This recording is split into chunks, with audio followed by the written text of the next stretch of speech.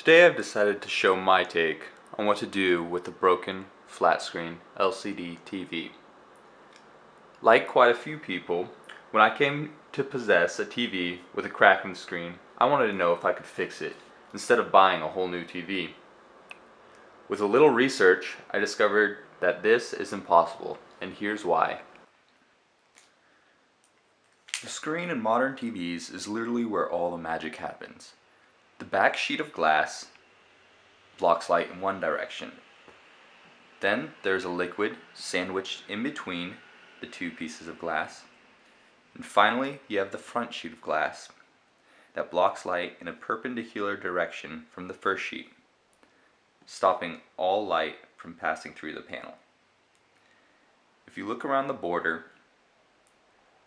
on the front sheet of glass, you will notice a copper color. This is because electrical signals are sent along this front sheet and are used to control the liquid that's inside the panel.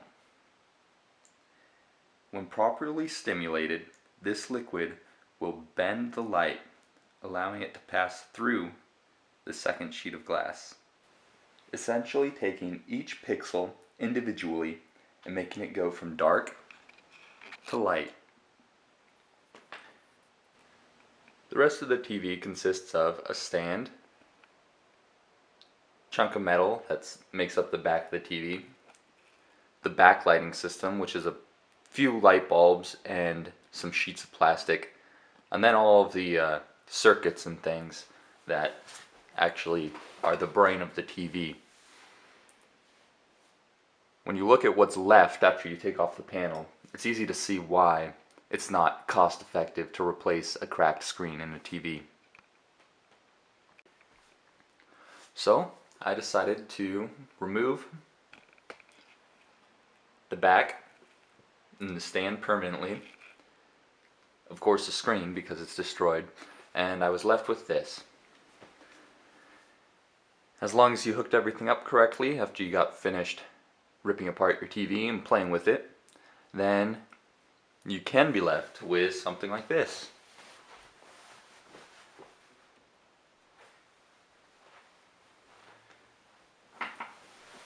Which I have decided is going to be my new backlit sketch table,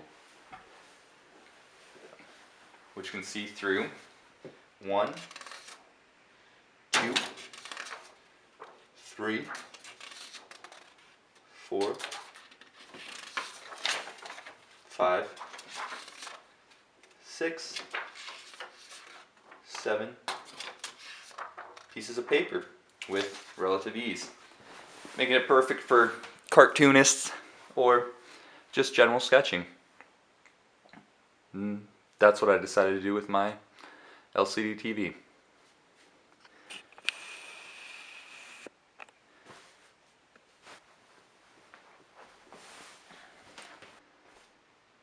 I left all the wiring intact except for the video output.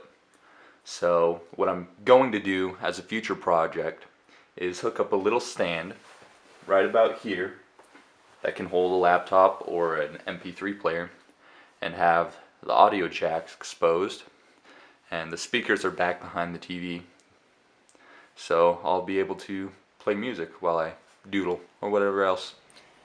Here's a look at the wiring. All of it still intact except for the video output and a little frame that I built to keep the backlight portion of the TV supported on a table. A side note worth mentioning is that this pulsing that you can see in the video is not visible to the naked eye.